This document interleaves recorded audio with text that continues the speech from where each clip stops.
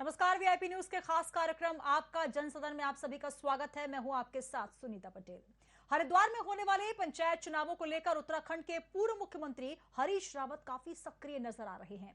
हरिद्वार में होने वाले पंचायत चुनाव एक बार फिर पीछे हटने की संभावनाओं के चलते पूर्व सीएम हरीश रावत ने धामी सरकार पर बड़ा हमला बोलते हुए 6 अगस्त को सीएम आवास के बाहर उपवास पर बैठने का ऐलान किया है।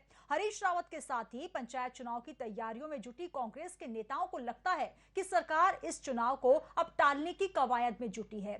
इसके विरोध में पूर्व सीएम हरीश रावत आगामी 6 अगस्त को मुख्यमंत्री आवास के बाहर उपवास पर बैठेंगे। पूर्व मुख्यमंत्री हरीश रावत ने कहा कि भाजपा के पूर्व कैबिनेट मंत्री के इशारे पर ही हरिद्वार ग्रामीण विधानसभा क्षेत्र के पंचायत चुनावों के परिसीमन व आरक्षण में बड़ा खेल खेला गया है। इससे कांग्रेस के कई लोग चुनाव लड़ने से वंचित रह जाएंगे और उन्होंने कांग्रेस कार्यकर्ताओं से एकजुट होकर पार्टी के लोगों को पंचायत चुनाव में जिताने की अपील भी की और कहा कि भाजपा को सबक सिखाने का ये एक मौका है। इसी पर करेंगे चर्चा, लेकिन सबसे पहले आपको सुनवाते हैं प्रतिक्रियाएं।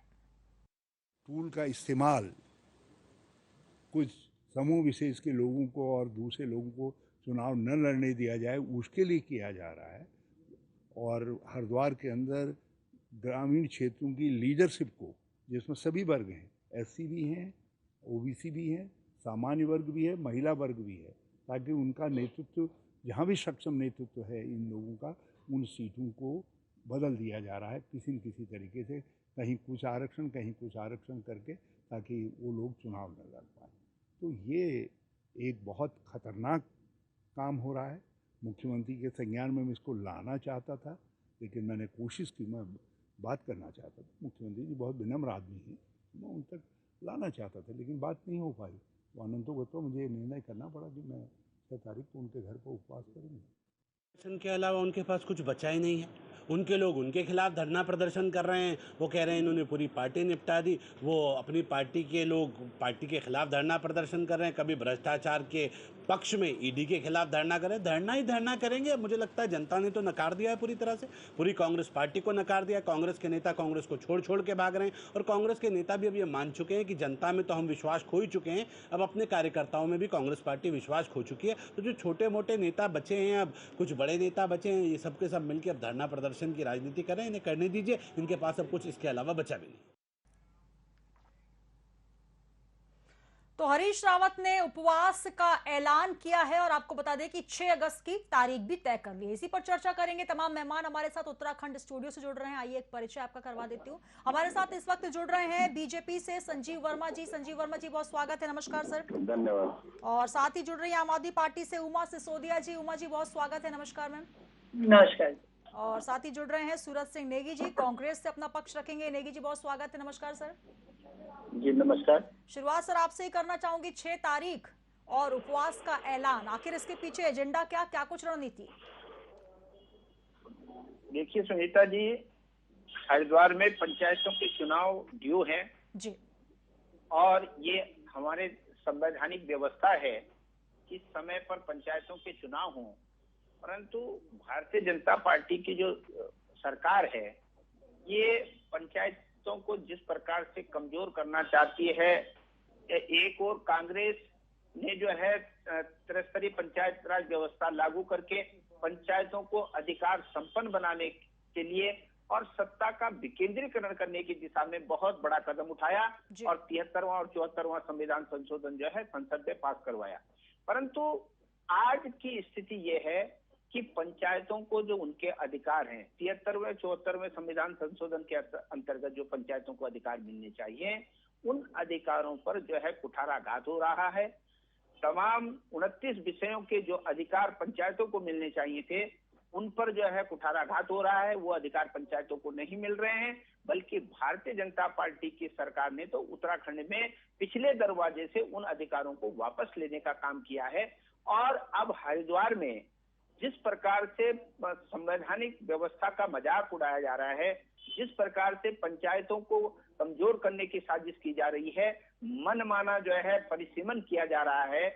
और आप देखिए, लोकसभा और विधानसभा में 25 साल के बाद जो है परिसीमन होता है, परंतु इन्होंने अपने लोगों को फायदा पहुंचाने के लिए जो है कानून की धज्जियां उड़ाने के लिए एक मनमाना रवैया अपनाने के लिए हर 5 साल में जो है परिसीमन करेंगे, आरक्षण जो है अपने हिसाब से करेंगे, परिसीमन में जो है तमाम ऐसे क्षेत्रों को घटा बढ़ा देंगे जहां पर जो है इनके समीकरण फिट हो जाए। तो ये इस प्रकार से ये हमारी जो पंचायत राज की भावना थी उसको कमजोर करने की साजिश जो है भारतीय जनता पार्टी की सरकार कर रही है।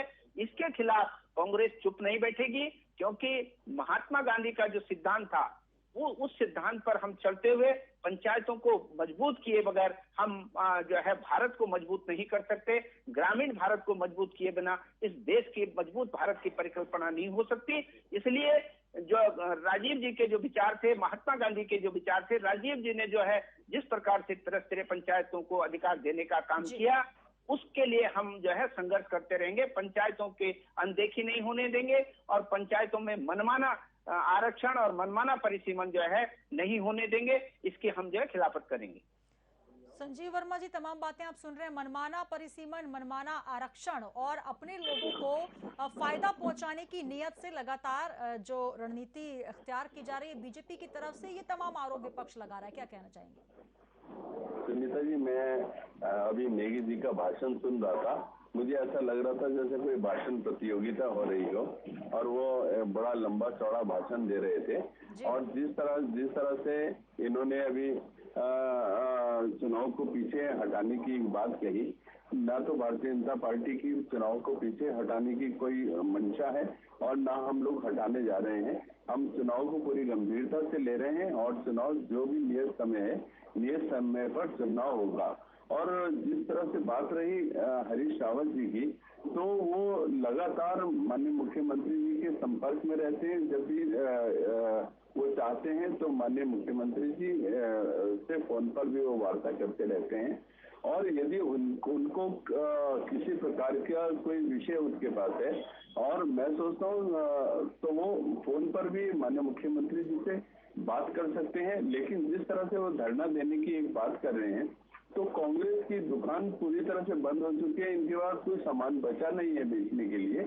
और अब गाहे बगाहे अपने को एक जीवित रखने के लिए और इस प्रकार के जो धरना प्रदर्शन और उपवास की लोग बातें करते हैं, मैं सोचता हूँ जनता को भ्रमित करने, बरगलाने और झूठ बोलने का ये लोग काम कर रहे हैं। और जिस तरह से अभी मेरे भाई नेगी जी बड़ी बड़ी बातें कर रहे थे, अहिंसा की बातें कर रहे थे, महात्मा गांधी जी की बातें कर रहे थे, तो अहिंसा का रूप कांग्रेस पार्टी का अभी विगत सप्ताह जब इनकी राष्ट्रीय अध्यक्षा जिनसे श्रीमती सोनिया गांधी जी जिनसे ईडी जब पूछताछ कर रही थी, तो उन्होंने अपने तमाम कार्यकर्ताओं को निर्देशित किया कि सड़कों पर उतरकर जितना उत्पाद मचा सकते हो मचाओ।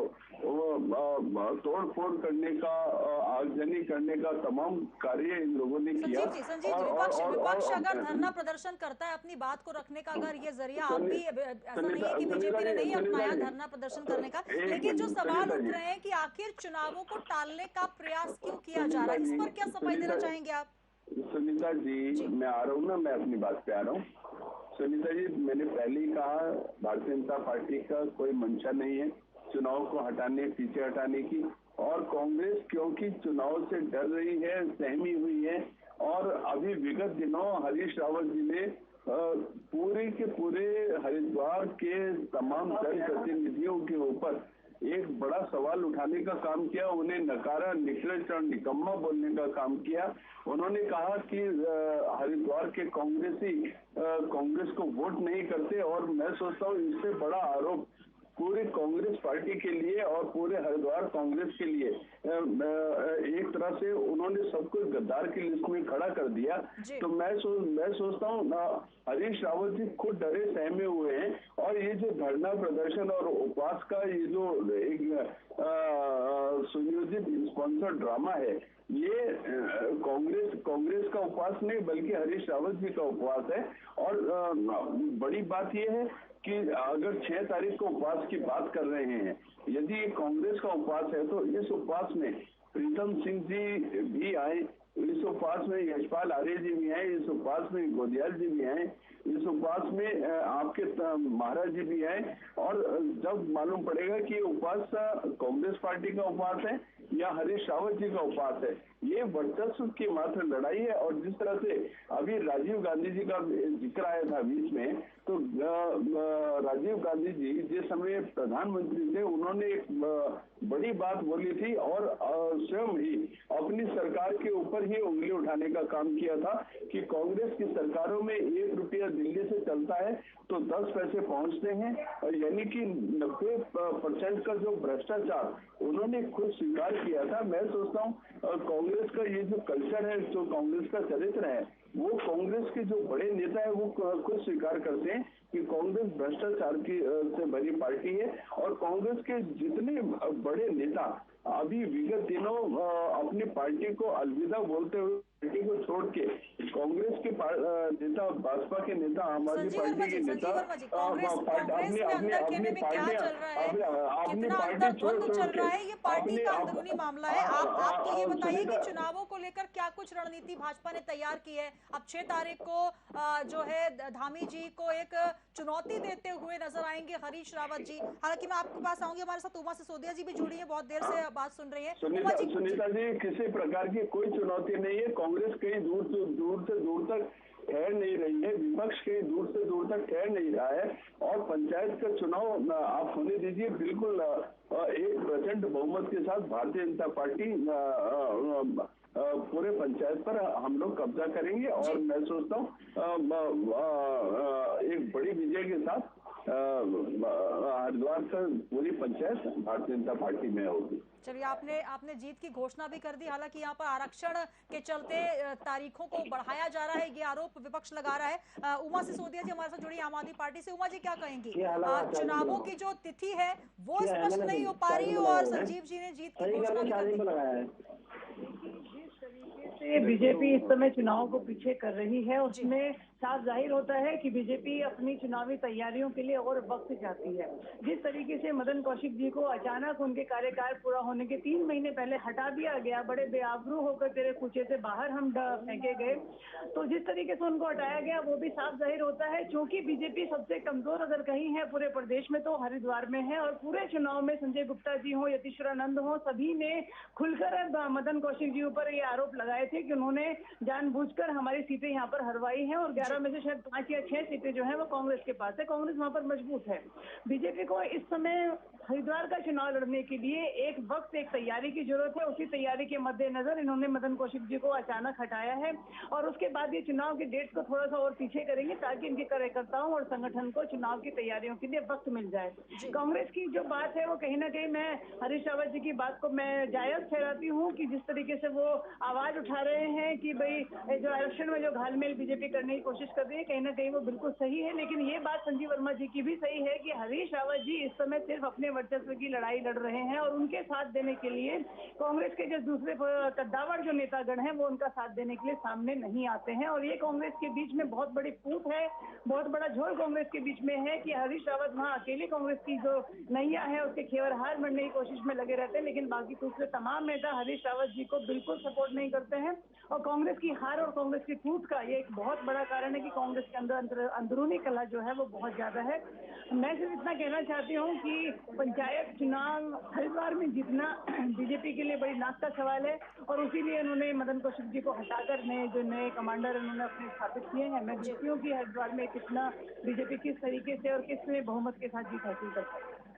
बिल्कुल, ये दिलचस्प होगा देखना। लेकिन सबसे पहले जो तारीखें हैं उस पर ही मंथन चिंतन जारी है और हमारे साथ सूरज सिंह नेगी जुड़े हैं। सूरज जी, क्या कहेंगे? जहां पर उमा जी कह रही है कि अंदरूनी कलह है, ये आरोप बीजेपी भी लगा रही है, आम आदमी पार्टी भी लगा रही है। हरीश रावत कि अकेले क्या कर लेंगे? क्योंकि जिस तरीके से उपवास की बात करें, लाल कुआं सीट हारने के बाद जिस तरीके की निराशा देखी गई कार्यकर्ताओं में, और उसके अलावा जो शीर्ष नेतृत्व हरिद्वार की हम बात करें, जिस तरीके से जो चुनाव लड़े गए विधानसभा, उसके बाद कार्यकर्ताओं में आपस में ही सामंजस्य नजर नहीं आ रहा है। अब एकजुटता के साथ आगे बढ़ने की बात कर रहे हैं हरीश रावत, कितना समर्थन मिलता नजर आ रहा है? हालांकि आप आरोप लगा रहे हैं बीजेपी पर कि अभी उनको समय चाहिए, या फिर जो अपना सक्षम नेतृत्व है उसको वहां पर किस तरीके से फिट किया जाए, इसको लेकर तारीखों को लंबित किया जा रहा है, लटकाया जा रहा है। लेकिन आपकी क्या तैयारी है सर? देखिए सुनीता जी, जहां तक भारतीय जनता पार्टी का प्रश्न है, भारतीय जनता पार्टी के हमारे मित्र कह रहे हैं कि कांग्रेस में सिर्फ हुटब्बल है जी। अरे अपना घर देखने के बजाय दूसरे के घर में ताका झांकी करना बंद करें। आप ये बताएं कि इन्होंने प्रदेश अध्यक्ष को समय रहते समय से पूर्व क्यों बदल दिया? जिस प्रदेश अध्यक्ष के नेतृत्व में पार्टी सत्ता में आई है, जिन मुख्यमंत्री के चेहरे के नेतृत्व में पार्टी सत्ता में आई है, उनको बदलने की आवश्यकता क्यों पड़ी? जब धामी जी चुनाव हार गए उसके बावजूद भी उनको मुख्यमंत्री बना दिया जाता है। मदन कौशिक जी चुनाव जीतने के बाद भी प्रदेश अध्यक्ष से उनकी छुट्टी कर दी जाती है। उन पर एक विधायक ने खुलेआम आरोप लगाया हरिद्वार के कि इन्होंने गुटबाजी की है, पार्टी के प्रत्याशियों को हराने का काम किया है। क्या ये बता पाएंगे कि ये जो पार्टी हाईकमान ने, भारतीय जनता पार्टी के हाईकमान ने जो कमेटी गठित की थी और उसकी जो रिपोर्ट थी, क्या उस रिपोर्ट के आधार पर जो है मदन कौशिक जी को हटाया गया? और देखिए जो पार्टी में इस तरह की बातें करते हैं, उनसे जरा ये पूछिए कि आपके मंत्री को, पूर्व मंत्री को किसने ये अधिकार दिया कि मैं चुनाव लड़ूंगा और मैं जो है इसके लिए प्रत्याशी हूं? आप अभी तक हरिद्वार में जिला पंचायत की सीट का आरक्षण नहीं हुआ और वो पूर्व मंत्री मुख्यमंत्री जी के बहुत करीबी हैं। यदि हमने, कांग्रेस ने पहले भी कहा है कि यदि ओबीसी सीट जो है जिला पंचायत अध्यक्ष के लिए जो है रिजर्व की जाती है तो निश्चित तौर पर यह समझा जाएगा कि संविधान की धज्जियां उड़ाई गई, नियमों की धज्जी उड़ाई गई और मन मुताबिक जो है, मन मर्जी के अनुसार यहाँ पर जो है आरक्षण तय किया गया। तो ये केवल और केवल, जैसे मैंने पहले भी कहा कि भारतीय जनता पार्टी को पंचायतों की मजबूती से कोई लेना देना नहीं है। सत्ता के विकेंद्रीकरण से पंचायतों को मजबूत करने के का इनका कोई इरादा नहीं है। ये केवल और केवल जो है सत्ता पर काबिज होना चाहते हैं।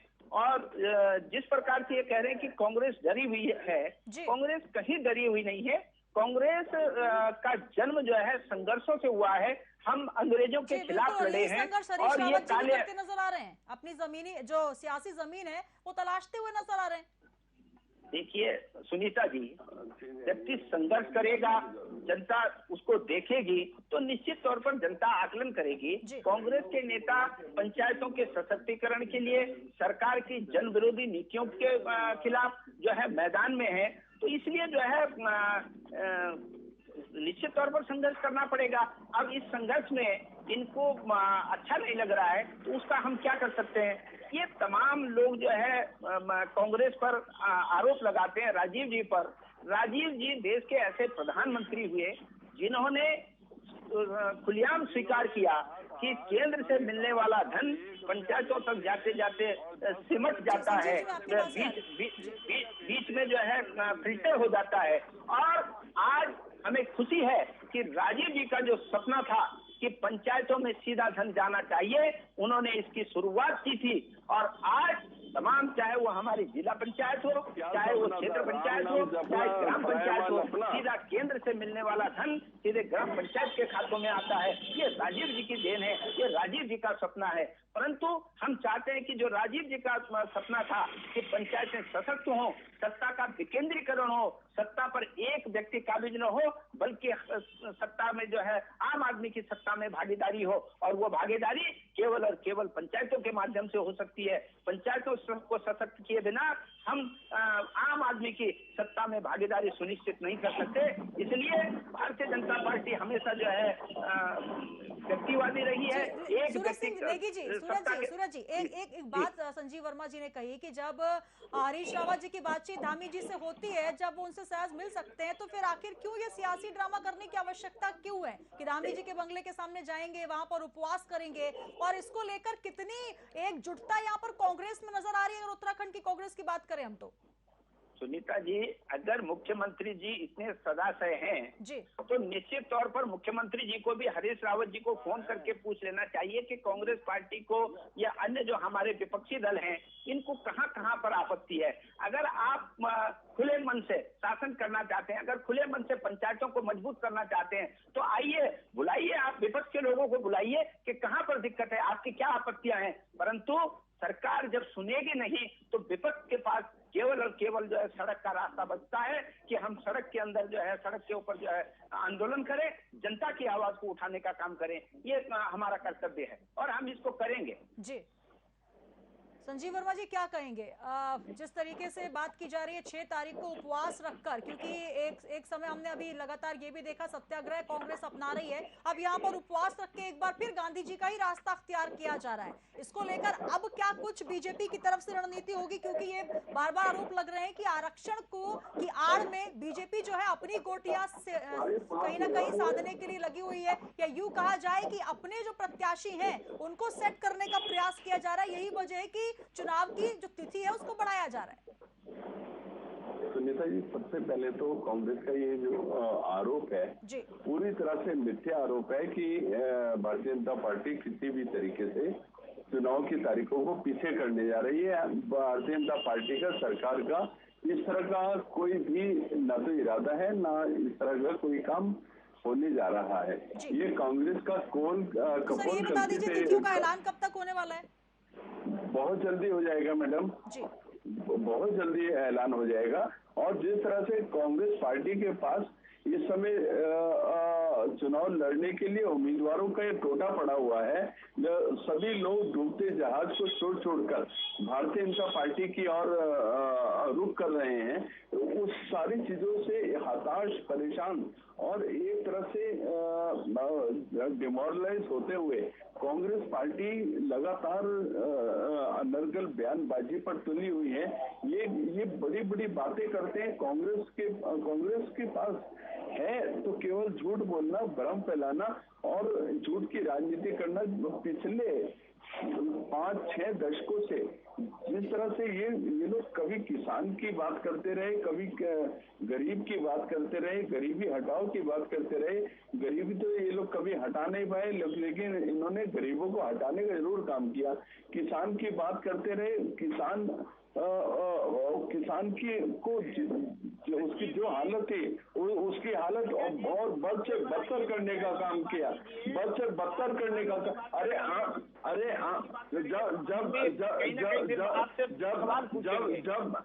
अरे भैया, जब एक्चुअल कोई स्थिति परिस्थिति की बात आती है तो आपकी मिर्ची क्यों लग जाती है? एकदम से क्यों मिर्ची लग जाती है? क्यों? आप बताइए, आप बताइए ना, दिनों की बात न करें जो आपने अच्छे दिन लाने की बात की थी, 2 करोड़ लोगों को रोजगार देने की बात की थी, सबके अच्छे दिन है, सबके अच्छे दिन है। केवल कांग्रेस और गांधी परिवार के अच्छे दिन नहीं है। आप अच्छे दिनों की बात करते थे, अच्छे दिन आए कि नहीं आए, क्या काला धन विदेशों से आया कि नहीं आया? आप इधर उधर की बात मत करिए ना, आप पंचायतों पर बात करिए कि हरिद्वार में पंचायत चुनाव कब कराने जा रहे हैं, और जो आरक्षण से लोगों की आपत्ति है, जो परिसीमन पर आपत्ति है, क्या उनका जो है न्यायपूर्ण तरीके से खुले मन से जो है सुनवाई होगी, केवल कांग्रेस के अच्छे दिन नहीं है और गांधी परिवार के अच्छे दिन नहीं है। और अगले 20-25 सालों तक कांग्रेस और गांधी परिवार के अच्छे दिन गांधी परिवार का तो आप ऋण नहीं उतार सकते, जितनी कुर्बानी गांधी परिवार ने देश के लिए करी है। अभी 20-25 सालों तक आपको ये धरना प्रदर्शन कंटिन्यू करते रहना पड़ेगा। अपनी ऊर्जा को थोड़ा बचा के रखिए, थोड़ी ऊर्जा, हाँ, अपनी ऊर्जा को थोड़ा बचा के रखिए, अपनी ऊर्जा को बचा के रखिए। काले अंग्रेजों के खिलाफ भी लड़ लेंगे। ये कांग्रेस का ब्लड है, ये स्वतंत्रता संग्राम सेनानियों का ब्लड है, ये आंदोलनकारी लोगों का है। ये अंग्रेजों से नहीं डरे तो आप लोगों से क्या डरेंगे? करेंगे संघर्ष। जनता जब तक चाहेगी तब तक संघर्ष करेंगे। संघर्ष करने से हमारा मौलिक अधिकार है, हमको कोई रोक नहीं सकता। बिल्कुल बिल्कुल संघर्ष की राजनीति बिल्कुल देखी जा रही है और कहीं ना कहीं जिस तरीके से बात की जाए उत्तराखंड में सियासी उठापटक जारी है और इस बीच हरिद्वार की जो सीट है यहाँ पर हरीश रावत की एंट्री ने एक बार फिर सियासी पारा जो है इसको उबाल पर ला दिया है। उमा सिसोदिया जी क्या कहेंगी? हरीश रावत जी की हताशा पहले नजर आई लेकिन अब वो एक बार फिर सक्रियता से नजर आ रहे हैं। सुनीता जी अभी मेरे भाई नेगी जी ने कहा कि भारत के लोगों को काला अंग्रेज बोला। जिस तरह से अभी इनके नेता सदन लोकसभा में अधीर रंजन जी ने हमारी राष्ट्रपति जी का इतना एक जबरदस्त अपमान करने का और अनादर करने का काम देश के सामने किया। मैं सोचता हूँ उसी श्रेणी में आज ये भी खड़े हो गए। अपने मंत्री केंद्रीय मंत्री से तो पूछिए, वो महामहिम के आगे श्री नहीं लगाते, श्रीमती नहीं लगाते, महामहिम नहीं लगाते। चलिए सूरज सिंह नेगी जी, संजीव वर्मा जी इस मुद्दे पर हम पहले बहस कर चुके हैं और निश्चित तौर पर भाषा की मर्यादा का उल्लंघन करने का अधिकार किसी को भी नहीं है, चाहे वो बीजेपी हो, कांग्रेस हो या दूसरी पार्टी। लेकिन निश्चित तौर पर राजनीतिक परिदृश्य में भाषा का उल्लंघन करना आम बात हो गई। बहुत शुक्रिया तीनों मेहमानों का। उमा जी समय की थोड़ी कमी इसलिए मैं आपके रुक नहीं कर पाऊंगी। बहुत धन्यवाद हमारे साथ जुड़ने के लिए। सूरज सिंह नेगी जी हमारे साथ जुड़े कांग्रेस से, शुक्रिया सर। और संजीव वर्मा जी बीजेपी से, वर्मा जी बहुत बहुत धन्यवाद। तो जिस तरीके से अगर बात की जाए उत्तराखंड में हरीश रावत की एंट्री अब हरिद्वार जिला पंचायत के चुनावों में देखी जा रही है और उनका मानना है कि जिस तरीके से आरक्षण की आड़ में बीजेपी समय ले रही है और समय इसलिए ले रही है क्योंकि अपने सक्षम नेतृत्व वाले जो चेहरे हैं, जो प्रत्याशी हैं, उनको समय मिल सके साधने के लिए। तो वहीं बीजेपी का कहना है कि ऐसा कुछ नहीं है, तय समय सीमा में ही पंचायत चुनाव किए जाएंगे। अब देखना दिलचस्प होगा कि 6 अगस्त की तारीख को जब हरीश रावत पहुंचेंगे धामी सरकार को चुनौती देने, यूं कहे उपवास के वजह से अपनी जो एक उपस्थिति है वो दर्ज कराने, लेकिन इस बीच कांग्रेस का कितना समर्थन मिल पाता है हरीश रावत को, यह भी देखना दिलचस्प होगा। आपका सदन में इतना ही, दीजिए इजाजत, बने रहिए वीआईपी न्यूज के साथ।